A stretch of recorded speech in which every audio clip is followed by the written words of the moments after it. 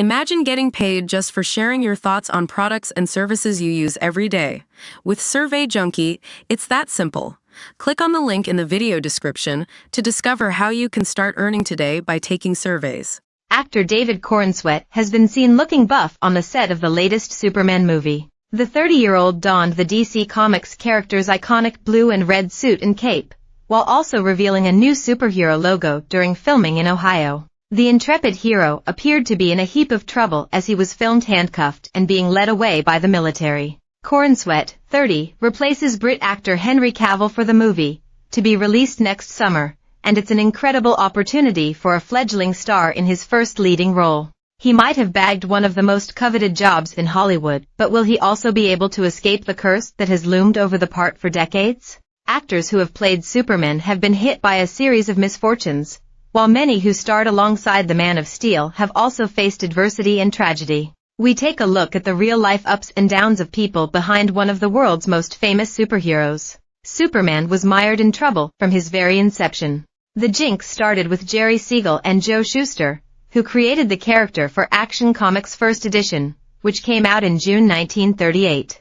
The pair sold the rights to the superhero to Detective Comics, the forerunner to DC Comics, for just £102. They were then employed by DC to continue writing the stories, but when the character went on to become an astonishing success, Siegel and Shuster were left furious as executives earned millions. Writing to executive Paul Sampliner in 1951, after unsuccessfully suing DC for the rights to Superman and Superboy, Siegel claimed the firm had destroyed him and crushed his career. In a warning that has seemingly come true if you believe the jinx, Siegel wrote in capital letters, "I put a curse on you." In 1975, after years of court battles, he and Shuster entered into a financial settlement of around £15,000 a year. By that time illustrator Shuster was slowly going blind and struggling with failing health. Siegel died of a heart attack aged 81 in 1996, 4 years after Shuster died of congestive heart failure.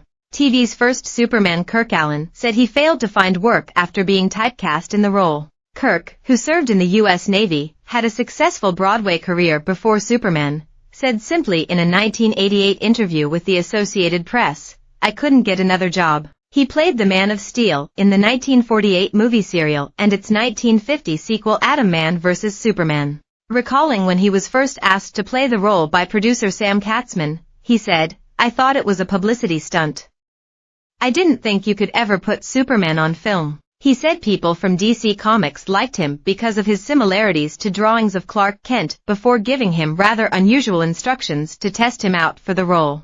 "Playing Superman ruined my acting career and I've been bitter for many years about the whole thing." Kirk recalled, "They said take off your shirt, so I did and flexed my muscles. Then the guy said, take off your pants and I said, wait a minute." He added, "I was 37 when I played Superman.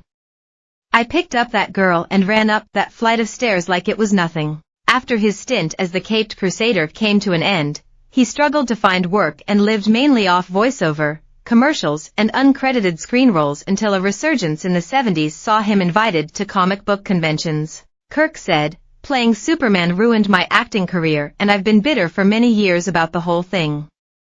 But now, it's finally starting to pay off." The actor, who died in 1999 at the age of 88 after developing Alzheimer's disease, also made a cameo in the 1978 film Superman, which starred Christopher Reeve as Lois Lane's father. George Reeve took over the mantle from Kirk, starring in the 1951 film Superman and the Mole Men and 104 episodes of the TV series Adventures of Superman. Much like Kirk, he struggled to land other big projects due to the popularity of the role. 1 year after his final time in the Cape in 1958, was found dead in his apartment from a single gunshot wound to the head.